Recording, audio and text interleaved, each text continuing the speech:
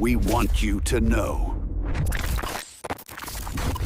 A former Miss Universe Australia finalist and her father were thrust into a terrifying, chaotic, and emotionally devastating ordeal when they bravely confronted 3 violent carjackers during an attempted vehicle theft in the Melbourne suburb of Coburg, a shocking incident that not only left them physically injured and emotionally shaken, but also reignited widespread public concern about rising crime, street violence, and the sense of insecurity growing across communities in Victoria. 28-year-old Elizabeth Kalish, widely known for her grace, composure, and public presence as a finalist in the 2020 for Miss Universe Australia competition, demonstrated extraordinary courage and instinctive protective behavior when she rushed outside her home upon hearing distressed shouting and the unmistakable sounds of a struggle, only to witness her 60-year-old father, Amir, being violently attacked by an individual attempting to break into her vehicle parked in front of their property on Tuesday, December 2nd. According to details published by 9 News Australia, Elizabeth did not hesitate for even a second. The sight of her father being shoved, pushed, grabbed, and thrown to the ground triggered an immediate adrenaline surge that compelled her to join the confrontation. She later explained to reporters that seeing her father assaulted ignited a protective instinct she could not ignore. "I saw my father get pushed, shoved, assaulted, thrown to the ground, and obviously tried to defend him," she recounted, describing the intensity of the emotions that flooded her in that moment. Footage later released by 9 News captured the erratic movements of the suspects, their panic as the situation spiraled beyond their control, and the chaos of items dropped and scattered throughout the driveway as the confrontation unfolded. The frightening chain of events began around 12:20 p.m. when a male victim, Elizabeth's father, first noticed a stranger sitting inside a gray Hyundai parked suspiciously close to their property on May Street.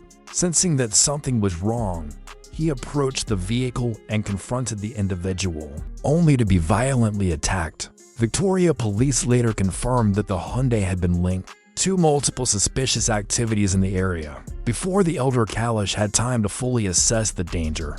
The incident escalated dramatically when a stolen silver Lexus with a registration plate Samwan pulled up beside the Hyundai. Out of the Lexus stepped two more offenders, another man and a woman, both of whom immediately joined the assault.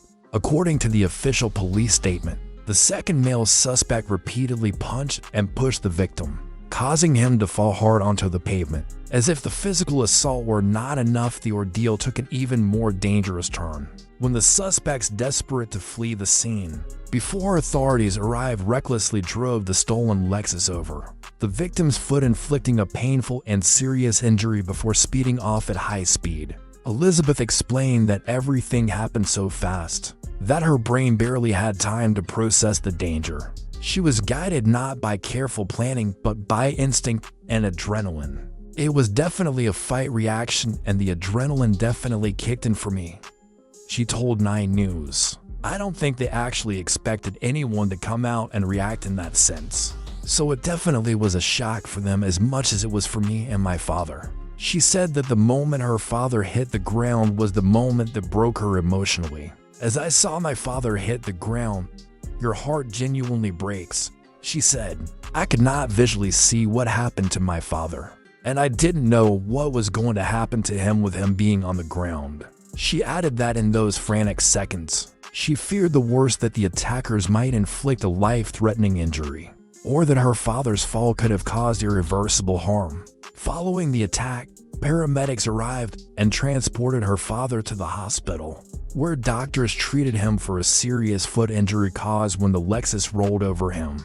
Although he has since been released and is now recovering at home, the incident has left both father and daughter deeply shaken. Elizabeth stated, "We're both doing okay. Dad is recovering. We're just still a little bit in shock after the whole incident," emphasizing that even though physical injuries can heal, the emotional scars, fear, and trauma take far longer to fade. As Victoria Police continue their search for the suspects, they released detailed descriptions to encourage public assistance. One male suspect is described as Middle Eastern, approximately 5 feet 9 inches tall, wearing a black hat, a black hoodie, dark sunglasses, and blue wore pants at the time of the attack. The second male suspect is described as Aboriginal, around 5 feet 7 inches tall, wearing a black hat, a brown CDC t-shirt, and dark pants. The female suspect is also described as Aboriginal, roughly 5 feet tall, wearing a black beanie, a white t-shirt, and a maroon hoodie. Police stated that all three suspects were last seen traveling east toward Gaffney Street in the stolen Lexus. Investigators have urged anyone with information, no matter how small it may seem, to immediately contact Crime Stoppers at 1-800-333-3300 or submit a confidential online report stressing that community cooperation is vital for solving crimes of this nature. For Elizabeth, the incident has changed the way she views her environment and her personal sense of safety. Once a place of comfort, routine, and security, her home now feels unsettled and vulnerable. You do feel like you need to be a bit more cautious when it comes to even being in your home, which is your safe place, she said, reflecting on the emotional toll of the attack. She explained that the boldness and confidence with which the offenders acted, committing a brazen carjacking attempt in broad daylight on a residential street without hesitation has left her more anxious and more alert than she has ever been. The ordeal has reinforced fears for many residents in Melbourne, who already feel unsettled by recent surges in reported thefts, home invasions, vehicle break-ins, and street altercations. Local community groups have expressed frustration and concern, calling for more visible policing, stronger prevention strategies, and initiatives to support victims of violent crime.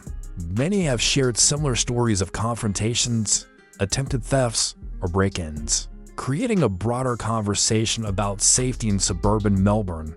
The national media's interest in the case has further highlighted the seriousness of the issue. People magazine covered the incident and reached out to Elizabeth for additional comment, while Victoria Police confirmed to the publication that the investigation remains active. As the story spreads, many Australians have expressed admiration for Elizabeth's bravery and the instinctive courage she showed in defending her father despite facing multiple attackers. They have also voiced their shock that something so violent could happen in a quiet residential neighborhood in the middle of the day. For now, Elizabeth and her father are focused on healing physically, emotionally, and mentally as they come to terms with the trauma of what happened. Their family has rallied around them, offering support and protection as they adjust to their new sense of caution in everyday life. Elizabeth, known previously for her elegance on stage and her public representation of Australia, has now unexpectedly stepped into a new role, the face of a growing conversation about crime, courage, and community safety. She has expressed a desire not only to share her experience, but to use it to raise awareness and empower others to be vigilant. She hopes that speaking out will support ongoing efforts by police and remind communities to look out for one another, especially in areas where bold and unpredictable criminal behavior has begun to surface more frequently. Even as she recovers, Elizabeth continues to recount how quickly life can change, how an ordinary afternoon can turn into a nightmare in seconds, how a peaceful street can become a crime scene, and how a moment of instinctive bravery can prevent a tragedy. She has encouraged residents to install security cameras, stay alert to suspicious vehicles, and report any unusual activity to police as soon as possible. Meanwhile, Victoria Police remain committed to identifying and arresting the suspects involved. Detectives are reviewing CCTV footage, interviewing witnesses, analyzing forensic evidence from the scene, and tracking reports of the stolen Lexus and the gray Hyundai. They have assured the public that significant progress is being made, and that every effort is being directed toward ensuring justice for Elizabeth and her father. As the investigation continues, community members remain hopeful that the offenders will be caught and that the Kalish family will find closure. Elizabeth, though shaken, has shown extraordinary resilience, reminding many that courage is not the absence of fear but the decision to act despite it. Her experience, heartbreaking, traumatic, and shocking, has become a powerful and emotional reminder of the unpredictable nature of crime and the strength ordinary people can display in moments of crisis.